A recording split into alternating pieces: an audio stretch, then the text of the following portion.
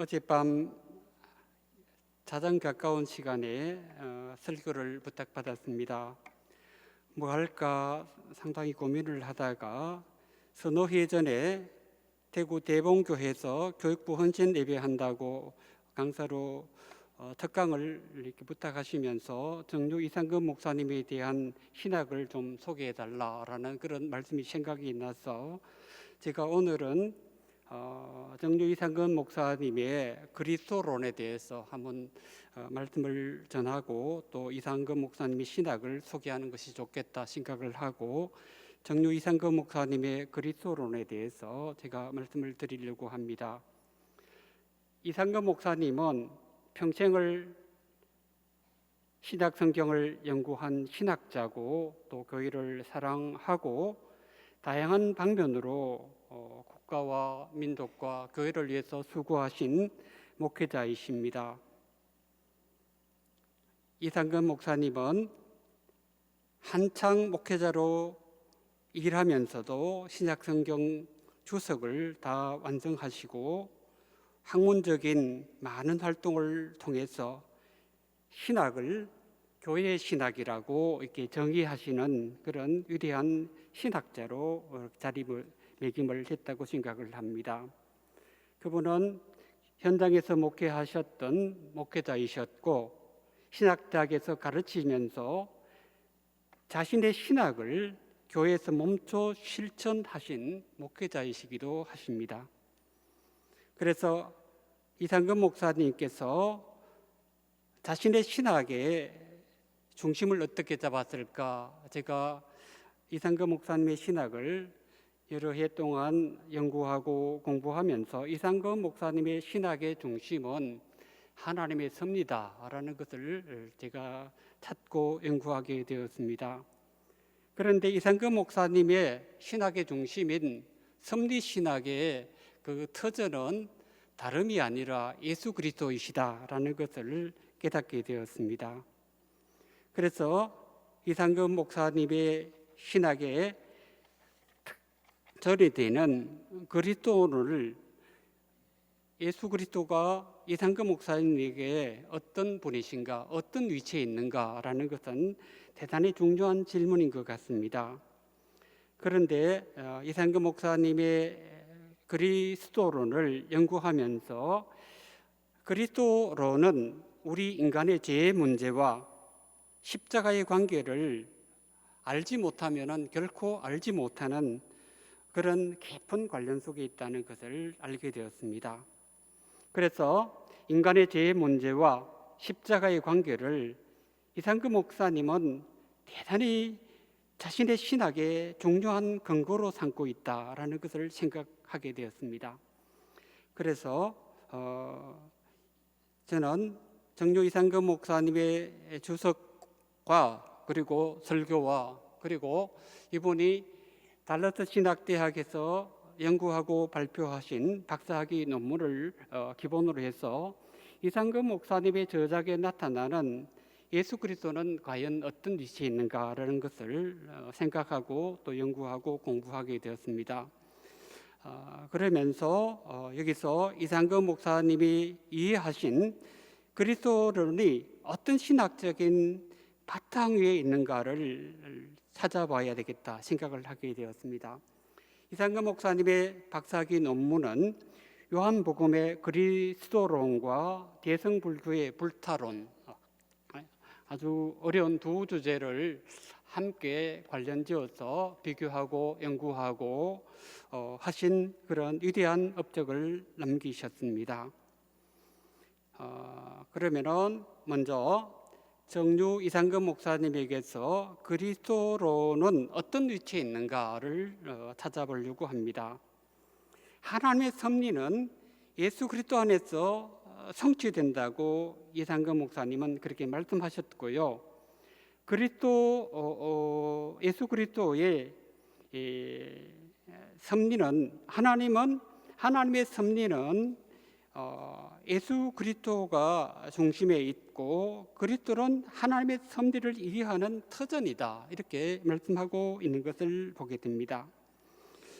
정료 이상금 목사님의 신학에서 하나님의 섭리 사상은 그의 신학 사상의 중심에 위치해 있습니다. 오늘 읽은 에베소서 1장 이 본문에서 하나님의 경륜, 섭리, 그것은 그리스도 안에서 때가 찬 경륜을 위해서 애정하신 것이다라는 그런 관점에서 이상금 목사님의 신학의 터전을 이해할 수 있는 좋은 그런 본문이라 생각되고요. 그래서 이상금 목사님이 경험하신 그리스도는 그의 신학 사상의 중심에 위치한 섭리를 이해하는 터전이다라는 것을 생각하게 됩니다. 그리스도는 하나님의 섭리를 이해하는 터전이기 때문에 예수 그리스도를 모르고서는 하나님을 알지 못한다.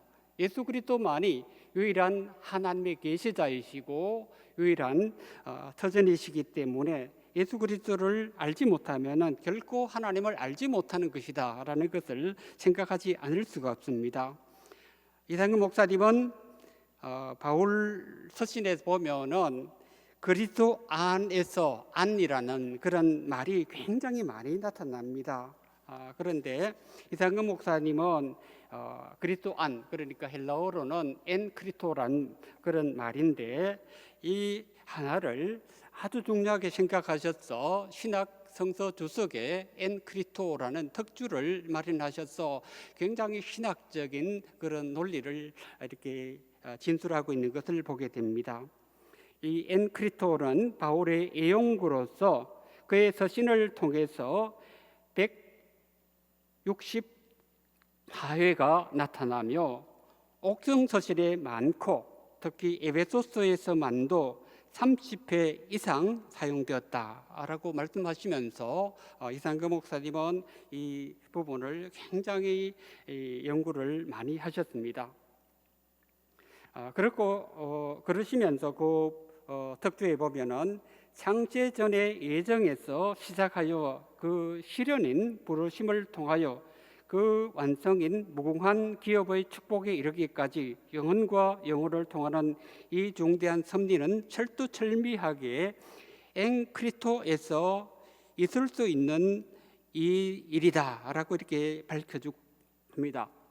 이상금 목사님은 성경의 중심에 예수 그리스도가 자리하고 있다라고 말씀하시면서 하나님의 섭리가 그리스도를 통해서 성취된다라고 주장을 하고 있습니다.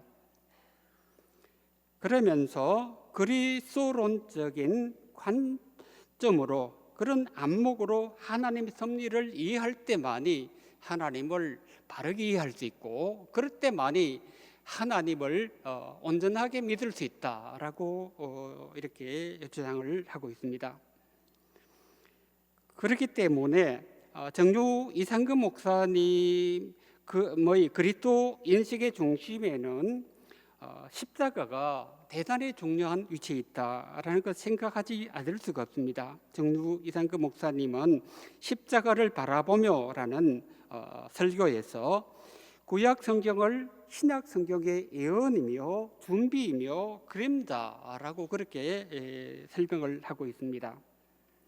그러면서 이상금 목사님은 그리스도는 하나님이시다. 여러분들 그리스도가 하나님이신 것을 믿으십니까? 성경은 예수 그리스도는 인간이시면서 동시에 하나님인 것을 말씀하고 있습니다. 그런데 하나님이 어떻게 인간이 되셨을까? 어떻게 하나님이 십자가에 죽을 수가 있는가? 이 두 가지 문제는 예수 그리스도를 바르게 이해하는 데 굉장히 거리낌이 되고 힘든 그런 과정이 아닐 수가 없습니다. 그것 때문에 2000년 교회 역사에서 많은 이단이 나타나고 교회가 분리되고 교회가 논쟁하고 많은 풍파를 겪었던 그런 신학적인 주제이기도 합니다. 그런데 이상금 목사님은 이것을 굉장히 분명하게 말씀하셨어요. 예수가 태어나기 전에 신이 아니었다면 태어나서도 신이 아니다.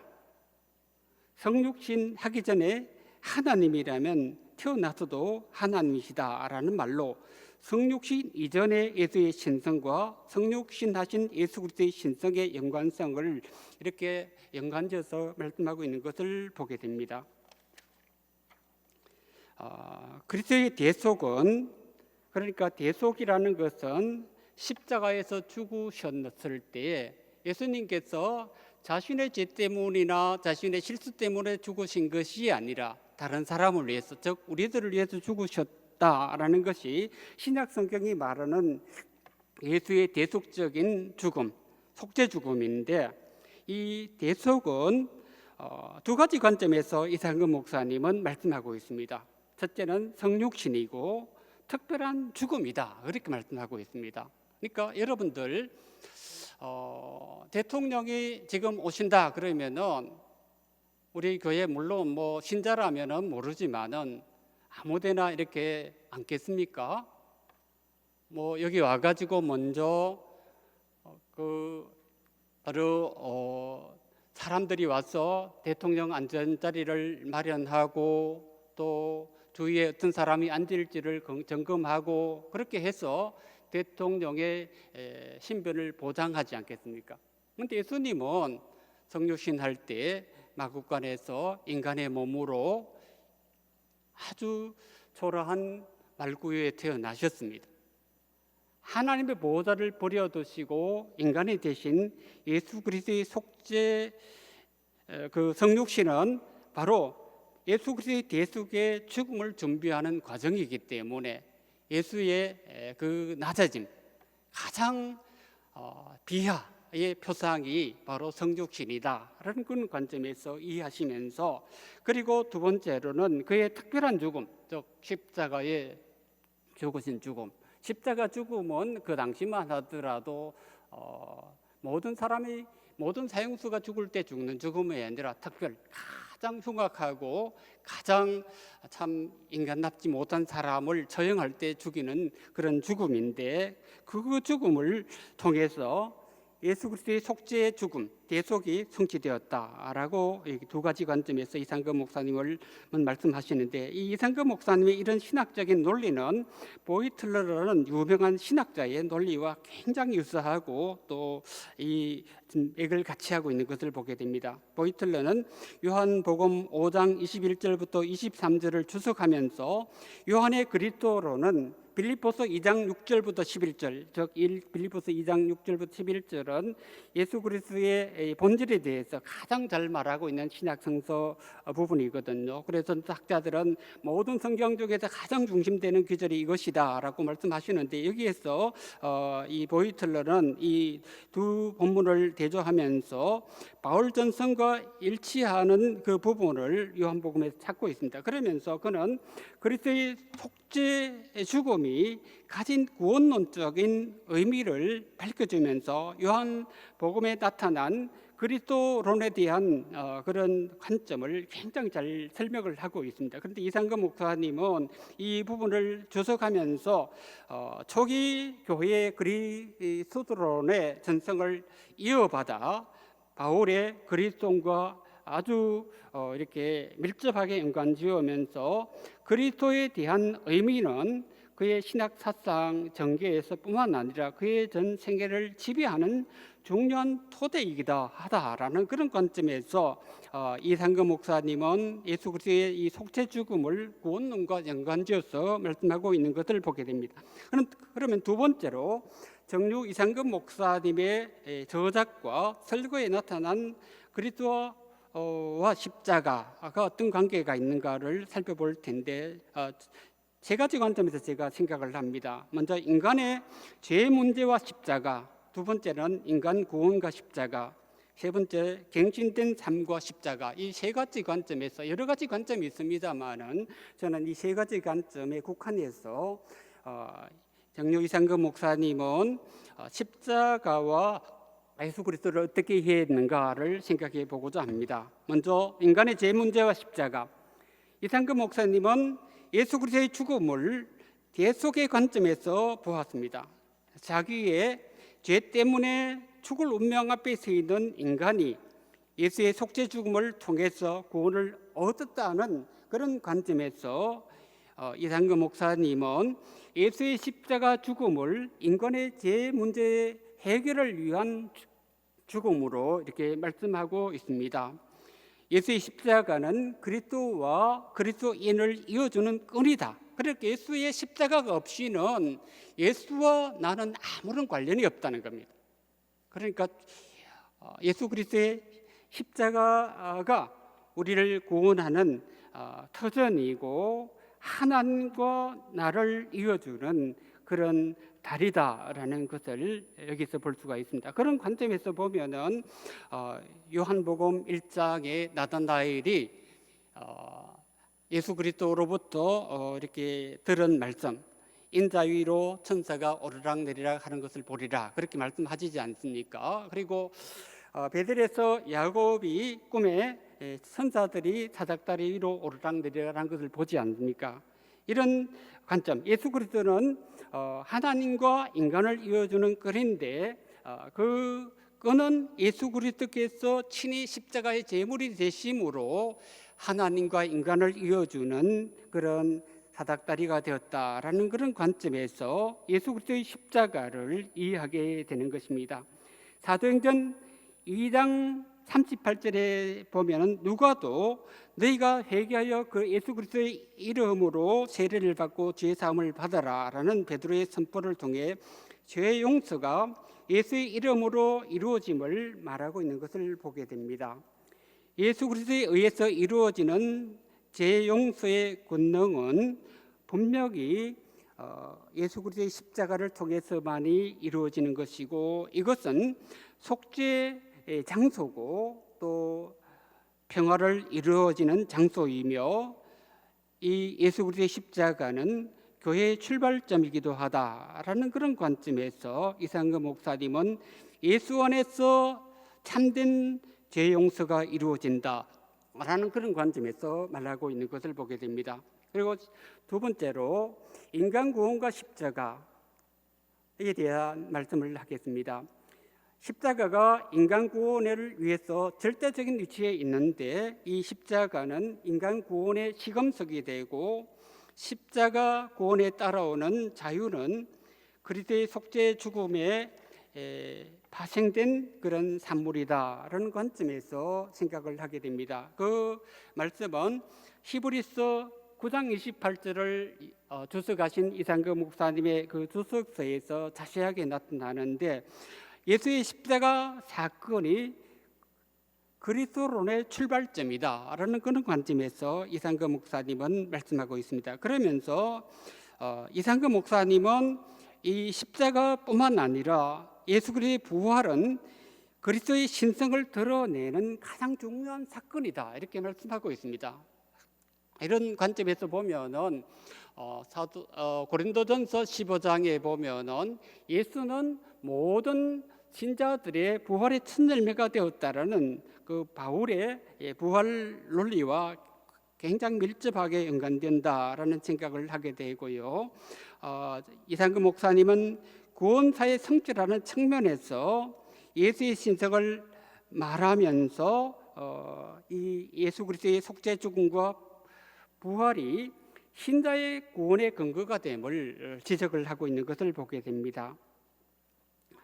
란더 메스라는 그런 독일 학자는 십자가 역설을 말하는데, 십자가의 역설이 뭔가 하면은 죽음을 통해서 새로운 삶이 성취된다.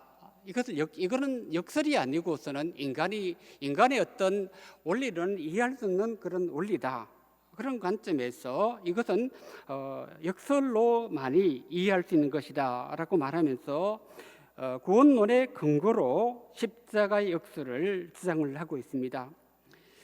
이상금 목사님도 신약 성경에 나타나는 십자가가 내포하는 역설을 이해하기 위해서는 그것의 천자가요 지식을 전개하기보다는 성경이 제시하는 십자가 역설을 수용하면서 십자가 자체를 역설로 보고 있다.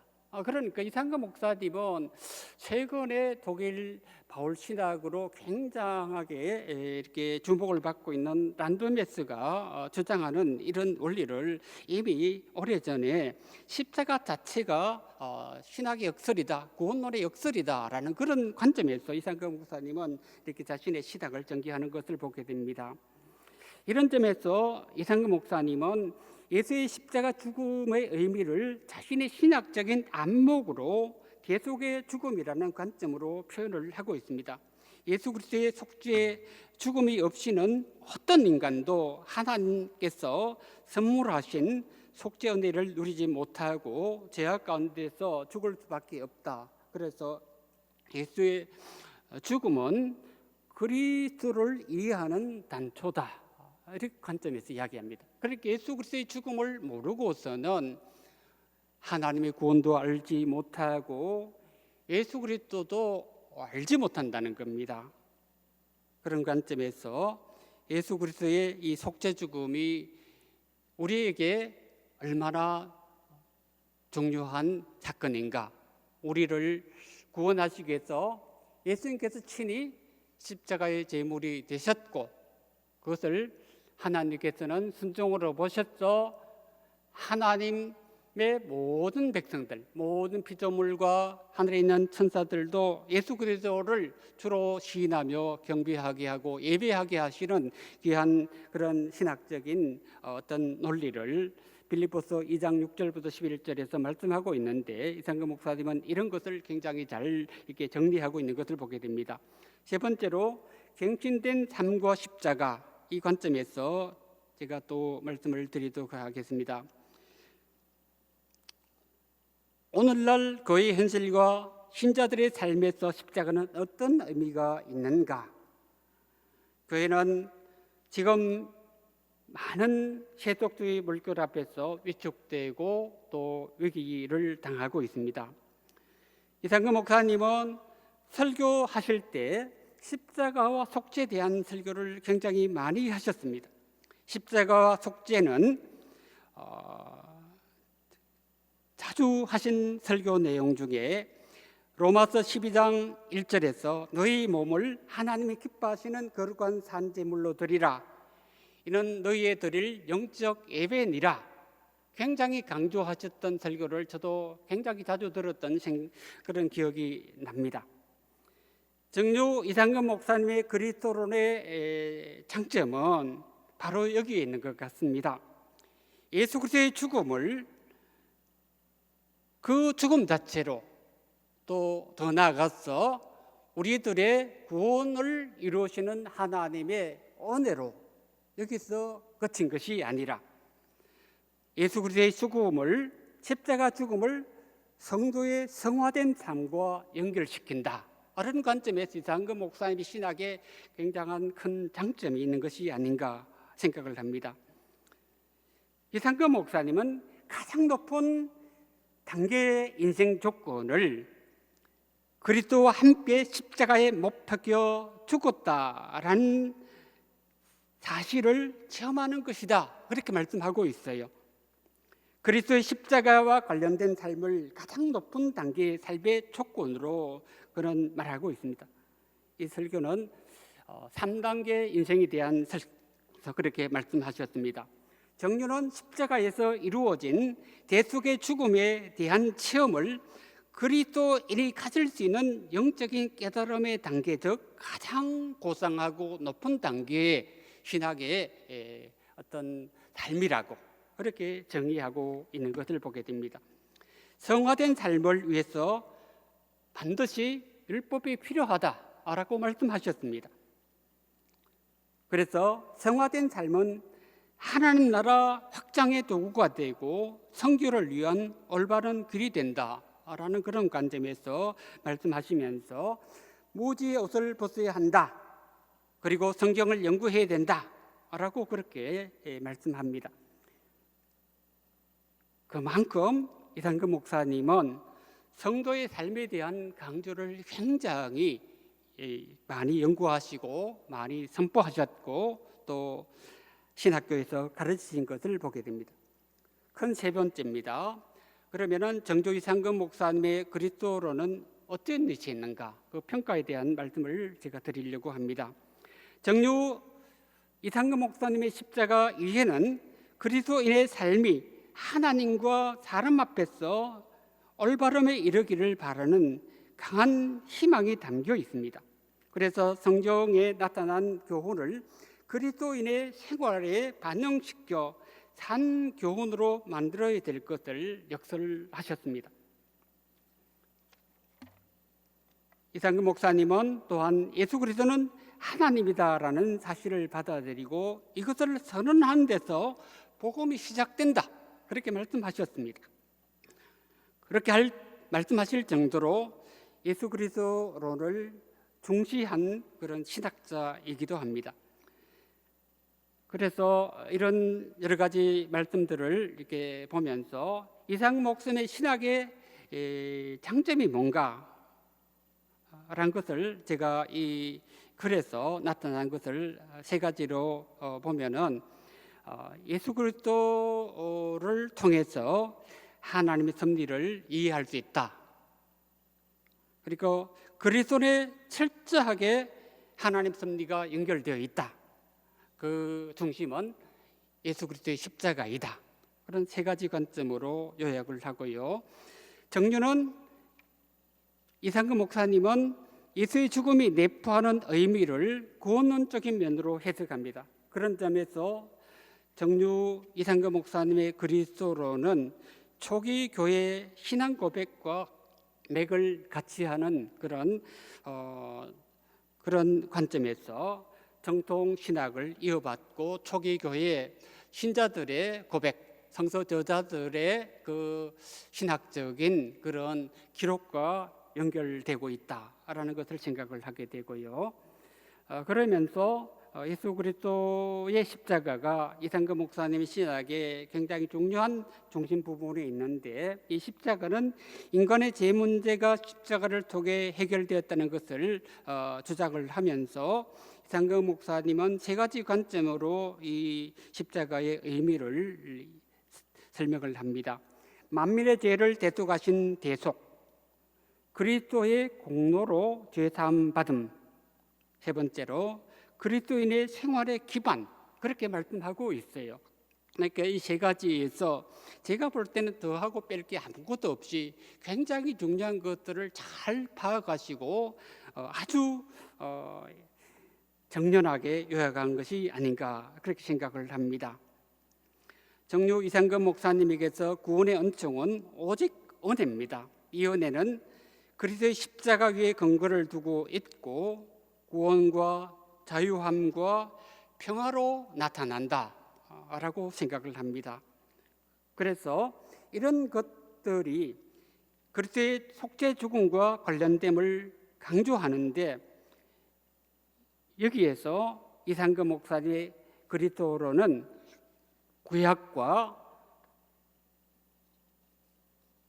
신약 성경의 맥을 이어주는 귀중한 그런 것들을 잘 파악해서 구약 성경에 기반을 둔 메시아 사상을 중요시하면서 동시에 그리스도께서 자신의 몸으로 구원을 완성하신 그것을 믿었던 초기 교회 그리스도인을 계승하고 있다. 그리고 초기 교회, 성경과 성경 이후 시대, 교회 시대에 예수 그리스도가 누군가라는 것 때문에 많은 논쟁과 교회 분열과 여러 가지 어려움들이 있었습니다.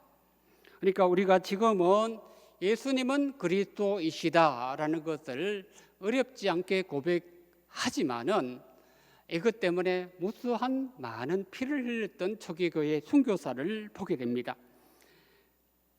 그런데 이상금 목사님은 그런 신학의 역사와 교회 역사와 성경의 역사를 다 꿰뚫어 보면서 그런 관점에서 예수 그리스도론을 굉장히 질서정연하게 이렇게 잘 정리하셨다고 생각을 합니다. 두 번째로 그리스도의 공로로 죄사함 받음에 대한 이상금 목사님의 논지는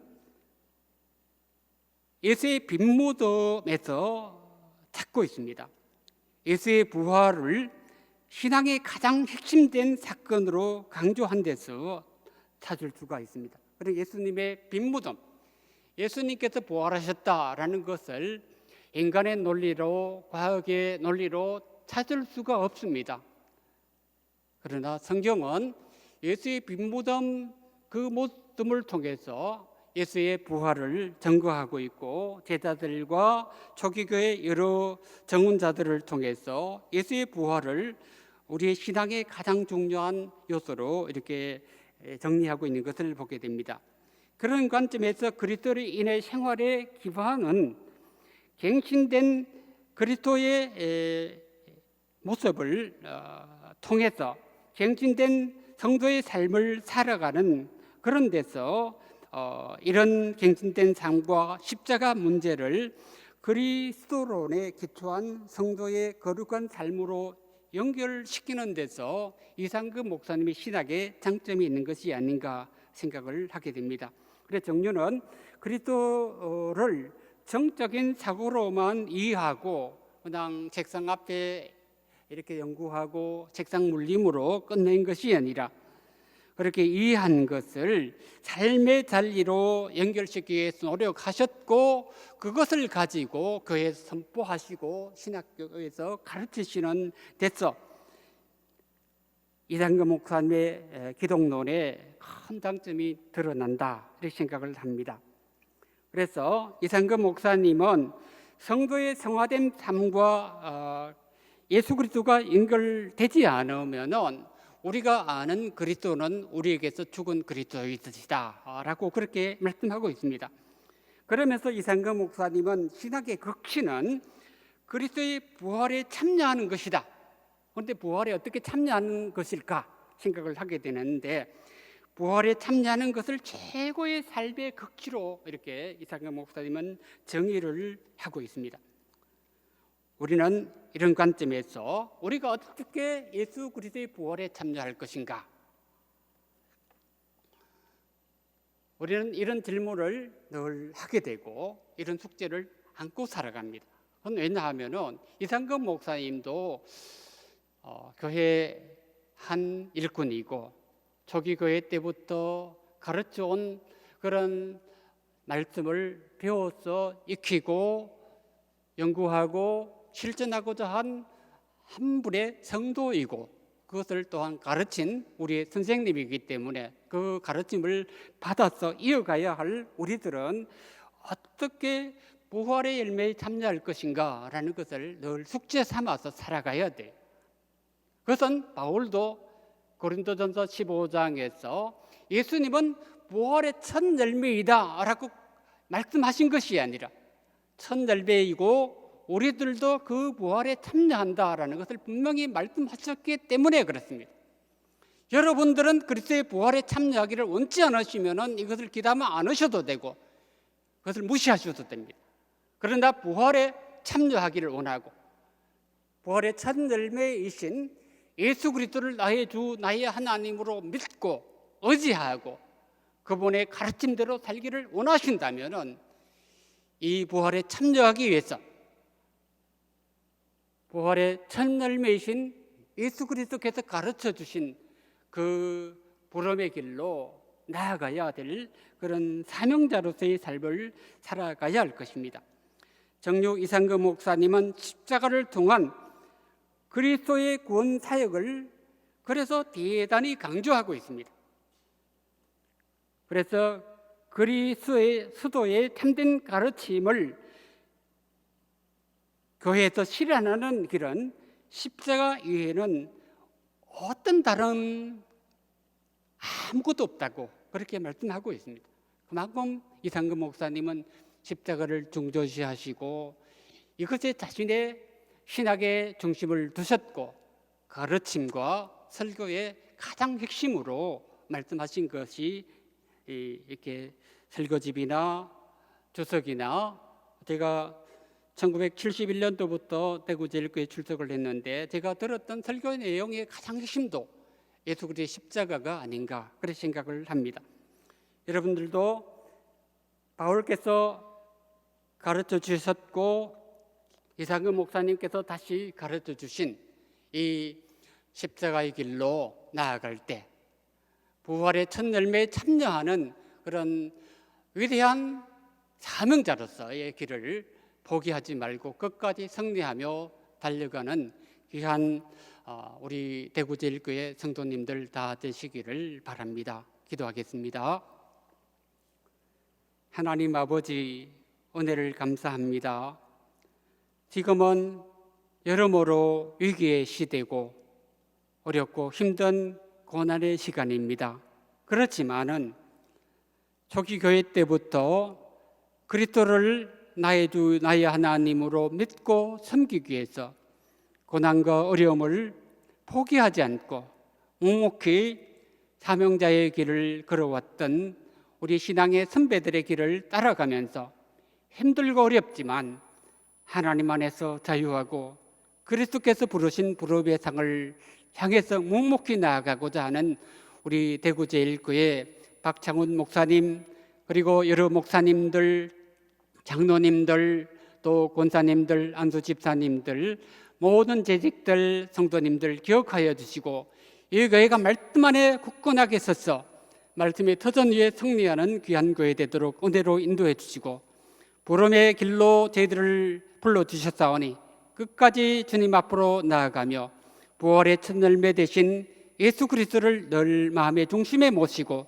하나님을 위해서, 예수 그리스도를 위해서, 교회를 위해서 살아가는 귀한 복된 성도의 삶을 살아가도록 도와주옵소서. 그래서 하나님 앞에 잘했다 칭찬 듣는 귀하고 복된 성도의 삶을 살아가는 저희들이 되도록 은혜로 인도해 주실 줄 믿사옵고 주 예수 그리스도 이름 받들고 기도드리옵나이다. 아멘.